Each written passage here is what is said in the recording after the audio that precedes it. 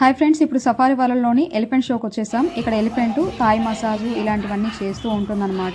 అలాగే డ్యాన్స్ చేస్తుంది. రింగ్స్తో ఇలా చేస్తూ రింగ్స్తో పట్టుకొని కొంచెం డ్యాన్స్ టైపు కొంచెం యాక్టివిటీ టైప్ చేస్తుందన్నమాట. చాలా బాగుంటుంది చూడడానికి. ఒక షోకి ఆల్మోస్ట్ థౌజండ్స్ ఆఫ్ పీపుల్స్ కూర్చొని ఉంటారనమాట.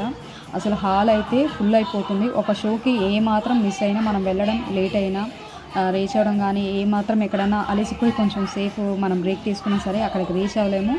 ఆన్ టైంకి వెళ్ళకపోతే మనకి షో స్టార్ట్ అయిపోతుంది. మళ్ళీ లోపలికి ఎంట్రీ ఒక్కొక్కసారి కుదరకపోవచ్చు. కొన్ని చోట్ల పంపిరనమాట, కొన్ని చోట్లకి వెళ్ళొచ్చేస్తారు.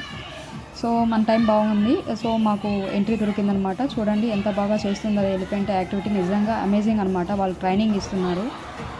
అసలు మామూలుగా ఏను కాలు కింద పడితే ఏమైనా బతుకుతామా? అసలు బోన్స్ కూడా పీస్ అయిపోతుంది. అట్లాంటిది అది థాయ్ మసాజ్ చేయడం అనేది, ఆ థర్డ్ వాళ్ళకి రావడం, దాని దగ్గర చేయించడం అనేది చాలా గొప్ప విషయం. చాలా యాక్టివిటీస్ అండి, చాలా అంటే చాలా బాగున్నాయి అన్నమాట. వెళ్తే మీరు కూడా విజిట్ అయినప్పుడు డెఫినెట్లీ మిస్ అవ్వకుండా చూడండి. ఓకేనా friends, thank you.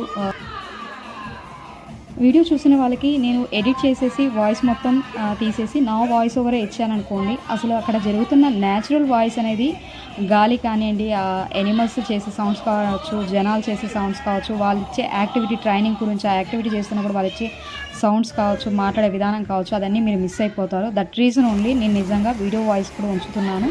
At the same time నా వాయిస్ కూడా యాడ్ చేసి పెడుతున్నాను.